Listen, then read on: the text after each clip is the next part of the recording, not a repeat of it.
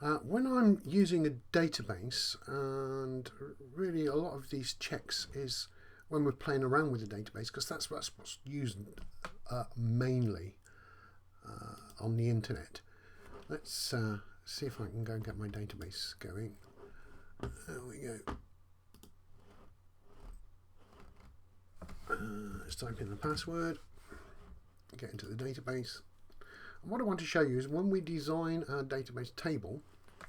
So if I created a new table,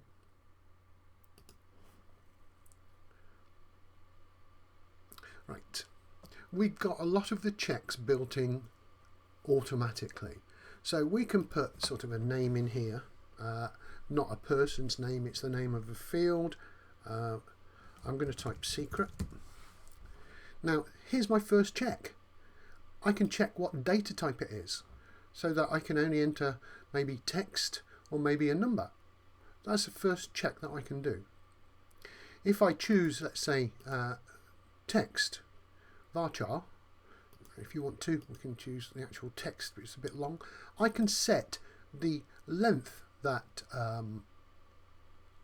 can accept. So I've set it to 11 characters. So if I try and type in 12 characters, it will ignore what I do. So let's make that a kind of smaller. Let's put it back to varchar. I prefer varchar, and I'm going to just do length 1. Now we need a presence check, and this is the presence check, null.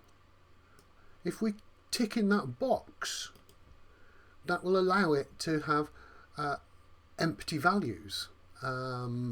You know, when they just press enter, and if I leave the tick out of the box, it will or should reject if we just type something in, or if we don't type something in, sorry. And I think that's all the checks at the moment. There are range checks as well that we can perform. We can also provide things called default values. That means if I don't type something in, let me just choose this one, I can actually type what I want in. So that's checking the user. So if they don't type something in, I can put something in for them. Now, let's see if I can save that. I need a table name. Let's call it blah. And go. And let's see if I can do this. I'm going to try and insert something in that is sort of too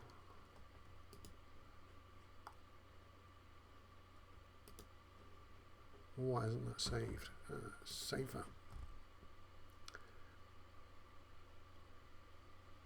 Sorry about that. I can try to insert values into this table. I've only got the one field, but if I just choose nothing at all and choose go, there you go, insert into blah, into the secret values, nothing at all, and hopefully it won't like it. I've got nothing at all in here. I think that actually allowed it.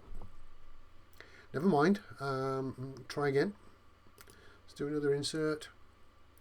Because we only got one character, let me try putting, I don't know, red in there and see what happens. Go.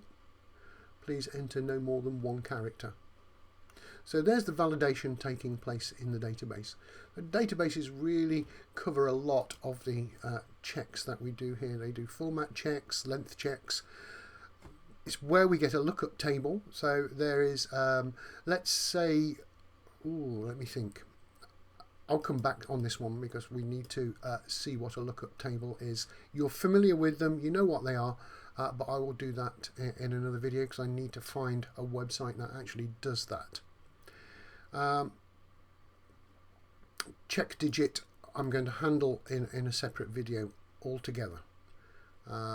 Where they appear is in sort of barcode readers in supermarkets, ISBN digits on a book. There is a little formula that we're going to go through, and you're going to have a play at creating your own check digits.